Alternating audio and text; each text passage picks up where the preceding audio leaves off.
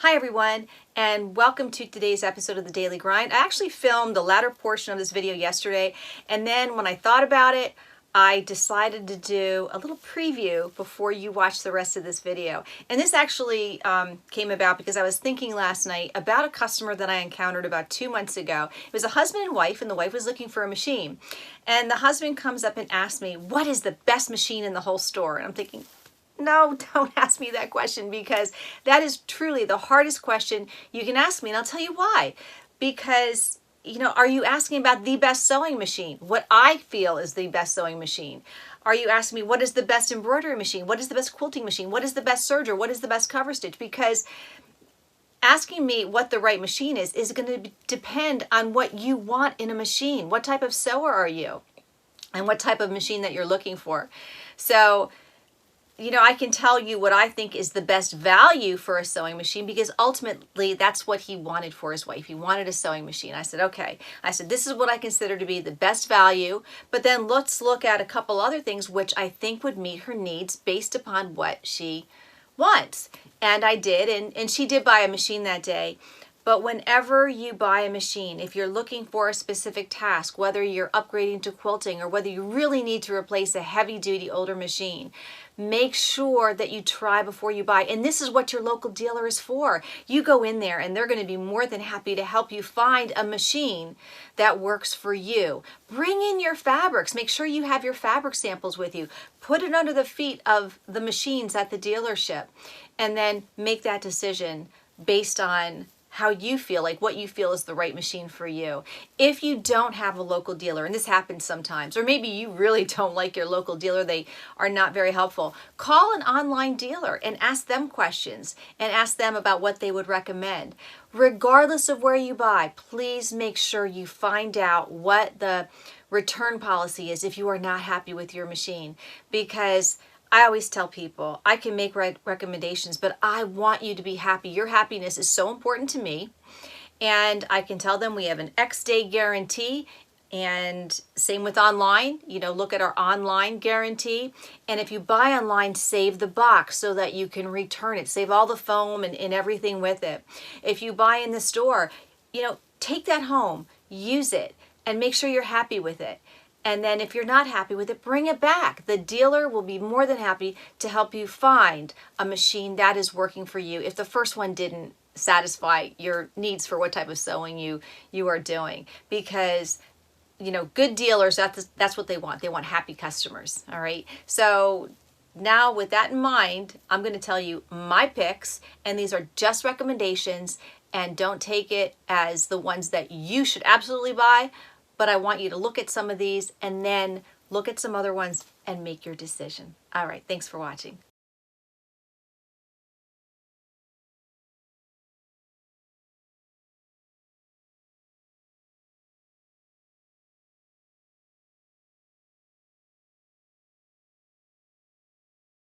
Hi everyone, and welcome to today's episode of The Daily Grind. I was asked a great question by someone recently. What is the best machine for sewing denim? Gosh, that's like a real catch-22, because that's really, really hard to answer. And I think it depends on several things. It depends exactly on what you're sewing, how often you're doing it, and your budget. It's a very important consideration. So when people say that they're going to be sewing a lot of denim, the first question is, are you going to sell these? Is this your total focus of what you want to do? Are you concentrating solely on bags or solely on jeans or whatever, something like that? Because the answer may be, perhaps you should consider an industrial. Now there's a great industrial on the market that I have seen. I haven't used it yet, but it's the Juki J150 QVP right here. All right, so this is power and speed. This is the bad boy. This is the one that I really, really love. But the downside is it only does a straight stitch. So if we're sewing items, we're going to need that zigzag. So you're going to need another machine. All right, so maybe that is not the right, avenue for you to look at as far as the machine. Now the industrial does carry a higher price tag, so that would be around approximately $4,000, or you could even go higher than that, but that's around your starting point for a good industrial machine. And that's where you have to decide, all right, are you doing enough to justify an industrial? Because if not, then that's going to put you right back at the single needle. Now, I look at me. I get excited when I see that Juki industrial. That's like, oh, I really want that machine. But the reality is, and I kind of have to temper myself because I am exposed to these machines, how much do I want it? And if I look at my Janome 1600p, that machine is awesome for me. It's doing exactly what I want it to do. I can put up to 16 layers of denim under the foot of my Janome 1600p and it performs like a champ. Now I know that when it comes time to do like denim buttonholes, that 1600p is merely a straight stitch machine. It's not going to be able to do that. It can't do a zigzag either. So where do you go?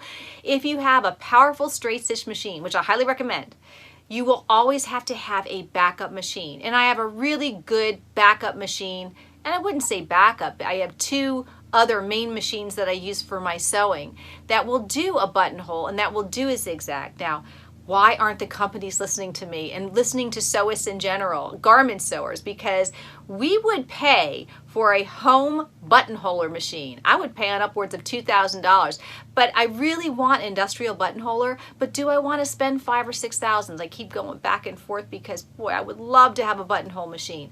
So you still need that backup machine, an extra machine to do that on heavy denim. All right, so let's say you want to get a straight stitcher machine, something that has power and speed. Well, the 1600p by Janome is one. You also have some from other manufacturers. Brother makes a straight stitcher too. I think it's the PS 1500. Don't quote me on that number though. And also Janome has the new HD9. I'm more familiar with the Janome line. Baby Lock used to have the Baby Lock Jane, but there are a number of straight stitch machines out there that are just incredible. You know, like I said, 16 layers of denim under the foot of those machines with the right needle and you will just be smooth sailing. Beautiful top stitching as well.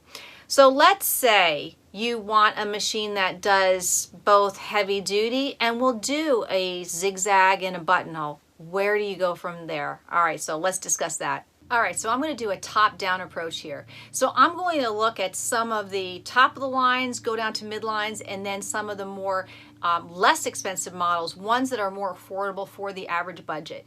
So we had an experience where there were people where I worked that put a lot of denim under the foot of a Baby Lock, Solaris, and the Brother Luminaire. Now those are both the top of the line machines in the Brother and the Baby Lock line. These are very expensive machines. They're combo machines, embroidery and sewing. But that digital Move It foot and that fabric censoring system on those machines did a beautiful job of feeding really heavy denim under that foot and did a beautiful job at top stitching. It truly was amazing because that's the power that I expect more out of a semi-industrial rather than a sewing machine, a sewing and embroidery machine. But the Solaris and Luminaire, and I would definitely look at those high-end machines that have the digital Move It foot and the fabric censoring system in the Brother and the Baby Lock line, because some of those machines are sewing only. So definitely you'll want to look at them. I mean, if you don't want embroidery, then you know you're basically halving the cost of your machine because just a sewing machine is going to be definitely less expensive than a combo machine. So try those out, the ones that have the included digital Move It foot. Even if you tried out one without it, you could always get a digital Move It foot later, but it's kind of a costly purchase. So you always want to look for one that has it. All right, so after you've looked at some of those high-end Brother and Baby Locks, let's move down a little bit more. Let's check out the Janome 6000 series machines and check these out. You have the Janome 6500, 6600, 6700, and also check out, let's see, I have the 6650 is also an option. It has less of the bells and whistles than the 6700, but it looks an awful lot like the 6700.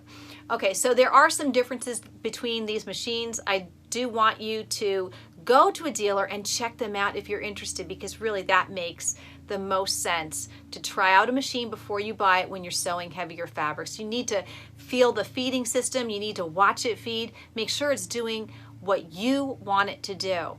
But these machines, the 6500 has the traditional white boxy walking foot, the 6600 has the AccuFeed system, and the 6700 has the newer AccuFeed Flex.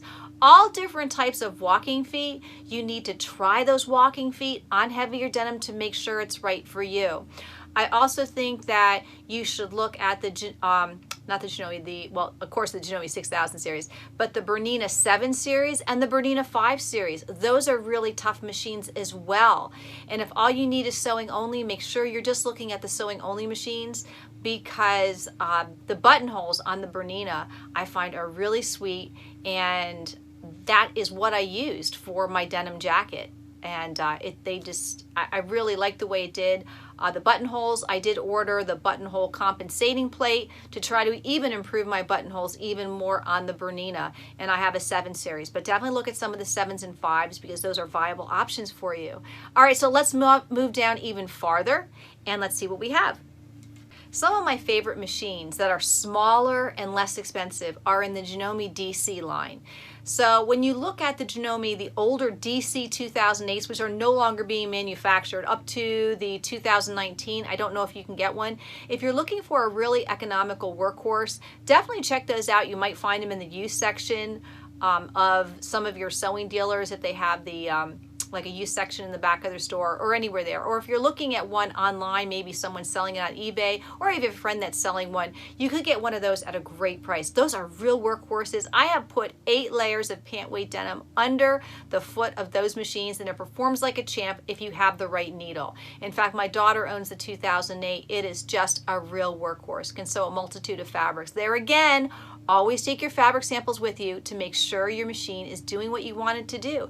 Ask to see a buttonhole on this thicker denim. And with any of these machines, if you're doing a buttonhole, you definitely want to look at a buttonhole stabilizer plate. It's a metal plate that attaches onto your buttonhole, so it will sandwich your fabrics between the plates so that you get better feeding and nicer buttonholes just all around.